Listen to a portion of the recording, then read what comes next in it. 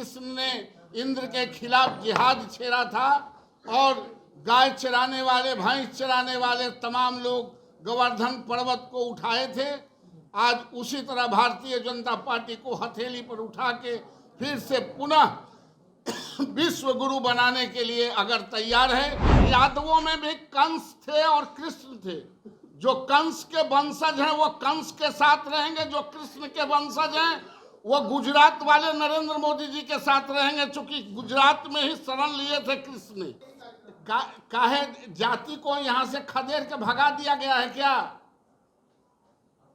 जाति समाज में है तो जाति का क्यों नहीं होगा? ये बड़ी जाति है, पॉपुलेटेड कास्ट है, पॉलिटिकल कास्ट है, मजबूत कास्ट है और लोकतंत्र में विश्वास करता है। नरेंद्र मोदी जी के कदम से कदम मिला के चलना चाहता है, क्योंकि जानता है कि लालू यादव के भी मुख्यमंत्री भारतीय जनता पार्टी ने ही बनाया था, नीतीश कुमार को भी मुख्यमंत्री भारतीय जनता पार्टी ने ही बनाया था, कर्पूरी ठाकुर जी को भी मुख्यमंत्री भारतीय जनता पार्टी ने ही बनाया था। इसका मतलब कि दलितों, शोषितों, वंचितों, गरीबों की रहनुमाई भारतीय जनता पार्टी करती है। और गोवर्धन पूजा के अवसर पर है तो गोवर्धन पूजा आप जानते हैं कि कृष्ण ने इंद्र के खिलाफ जिहाद छेड़ा था और गाय चराने वाले, भैंस चराने वाले तमाम लोग गोवर्धन पर्वत को उठाए थे।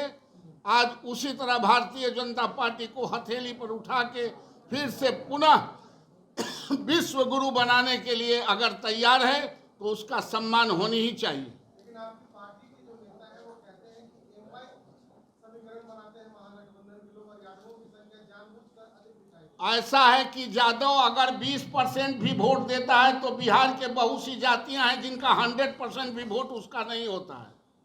सवाल ब्रांडिंग का है। कुछ लोग ब्रांडिंग ज्यादा करते हैं, यादव ब्रांडिंग नहीं करते। आप अररिया में चुनाव लड़ लेंगे बिना यादव के वोट के, आप किशनगंज में लड़ लेंगे, आप कटिहार में लड़ लेंगे, आप पूर्णिया में लड़ लेंगे। ऐसा नहीं है। आप ब्रांडिंग कर लेते हैं कुछ लोग। यादव सीधा जाता है, वो सिर्फ आपके साथ कदम से कदम मिला के चलता है, ब्रांडिंग नहीं करता है। वरना भारतीय जनता पार्टी में उसका योगदान कम नहीं है और कम नहीं रहेगा। कितनी संख्या रहेगा सर?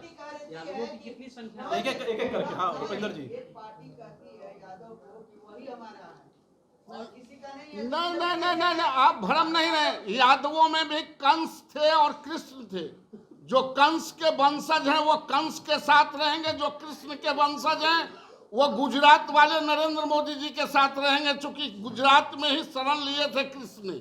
संख्या कितना रहेगा सर? यादवों की संख्या कितनी रहेगी? लगभग, चूंकि उसकी संख्या जगह कम है, लेकिन 20 से 22 हजार लिस्टेड जो डिस्प्ले होगा वो नौजवानों की संख्या रहेगी।